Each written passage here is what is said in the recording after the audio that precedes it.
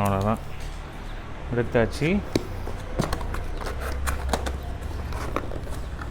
Accessories box, projector நல்ல பேக்கிங்லாம் வந்து செக்யூராக தான் இருக்குது. ப்ரொஜெக்டரோட டாப்பில் வந்து ஜாட்கோ அப்படின்னு சொல்லிட்டு அந்த பேட்ஜிங் இருக்குது பாருங்கள். நல்ல ஏபிஎஸ் பிளாஸ்டிக் தான் கொடுத்துருக்காங்க, ஸ்ட்ராங்காக இருக்குது. இங்கே வந்து பவர் பட்டன் கொடுத்துருக்காங்க.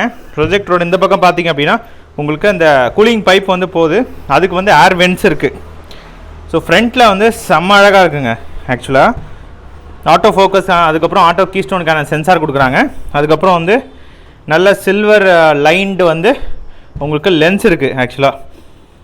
ஸோ இந்த கருப்பு கலரும் அதுக்கப்புறம் இந்த கிரே கலரும் வந்து பார்க்க ரொம்ப அட்ராக்டிவ் டிசைனாக இருக்குது. ஸோ இங்கே வந்து ஹைட் அட்ஜஸ்ட்மெண்ட்டுக்கான அந்த ஸ்க்ரூ கொடுக்குறாங்க. டஸ்ட் கேப் கொடுத்துருந்தா நல்லா இருந்திருக்கும். ஸோ இந்த பக்கமும் அதே மாதிரி தான் உங்களுக்கு கூலிங் சிஸ்டம் வந்து போகுது.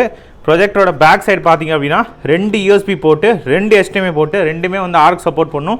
ஒரு ஈத்தர்நெட் போர்ட் கூட இருக்குது, ஒரு AV போர்ட் இருக்குது, அதுக்கப்புறம் 3.5mm ஜாப், அதுக்கப்புறம் IR ரிசீவர்.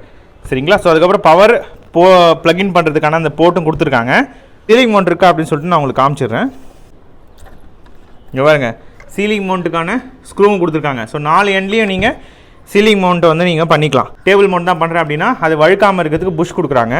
டஸ்ட்டு ஃபில்டர் இருக்குது, ஆனால் ஆக்சுவலாக உங்களுக்கு டஸ்ட்டு ஃபில்டர் அவங்களே வந்து உங்களுக்கு கொடுக்குறாங்க. நல்ல பெரிய டஸ்ட்டு ஃபில்டர். இது வரைக்கும் நான் வந்து ஜாட்கோலையோ சரி நார்மல் ப்ரொஜெக்டரில் இவ்வளோ பெரிய டஸ்ட்டு ஃபில்டரை பார்த்ததே கிடையாது.